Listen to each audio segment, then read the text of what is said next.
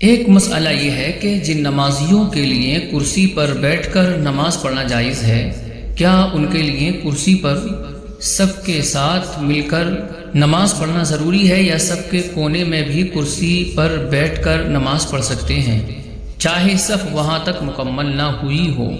بسم اللہ الرحمن الرحیم۔ الجواب بعون الملک الوہاب۔ پوچھی گئی صورت میں جسے کرسی پر بیٹھ کر نماز پڑھنا جائز ہے، اس کے لیے بھی ضروری ہے کہ صف جہاں تک مکمل ہوئی ہو وہیں کرسی رکھ کر نمازیوں کے ساتھ مل کر نماز پڑھے، ان سے فاصلے یا کونے پر کرسی نہ لگائے، کیونکہ صف میں اس طرح مل کر نماز ادا کرنا کہ وہ نمازیوں کے بیچ میں معمولی سا فاصلہ بھی نہ ہو واجب ہے۔ لہذا کرسی اگر نمازیوں سے فاصلے پر رکھی ہوئی ہو تب بھی کرسی پر نماز پڑھنے والے کے لیے ضروری ہے کہ اسے اٹھا کر نمازی کے برابر رکھ کر نماز ادا کرے۔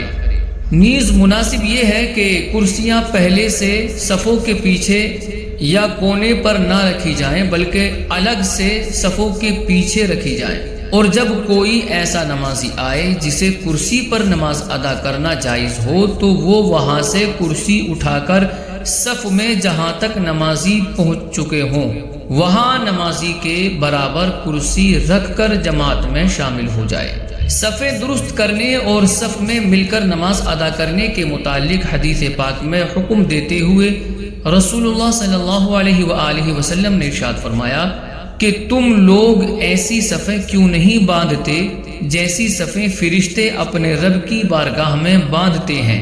تو ہم نے عرض کی یا رسول اللہ صلی اللہ علیہ وآلہ وسلم، فرشتے اپنے رب کی بارگاہ میں کیسی صف باندھتے ہیں؟ تو آپ صلی اللہ علیہ وآلہ وسلم نے ارشاد فرمایا وہ پہلی صفیں مکمل کرتے ہیں اور صف میں مل کر کھڑے ہوتے ہیں۔ دوسری حدیث میں ہے رسول اللہ صلی اللہ علیہ وآلہ وسلم نے ارشاد فرمایا کہ صفیں سیدھی کرو، اپنے کندھوں کے درمیان برابری رکھو، صف کی خالی جگہیں بند کرو، اپنے بھائیوں کے ہاتھوں میں نرم ہو جاؤ اور شیطان کے لیے خالی جگہ نہ چھوڑو، اور جو صف کو ملائے اللہ اسے ملائے، اور جو صف کو توڑے اللہ اسے توڑے۔ سیدی اعلیٰ حضرت الشاہ امام احمد رضا خان رحمت اللہ علیہ صف کے واجبات سے متعلق فرماتے ہیں کہ دربارہ صفوف شرعاً تین باتیں بتاکید عقید معمور بھی ہیں، اور تینوں آج کل معاذ اللہ کل متروک ہو رہی ہیں۔ یہی باعث ہے کہ مسلمانوں میں نا اتفاقی پھیلی ہوئی ہے۔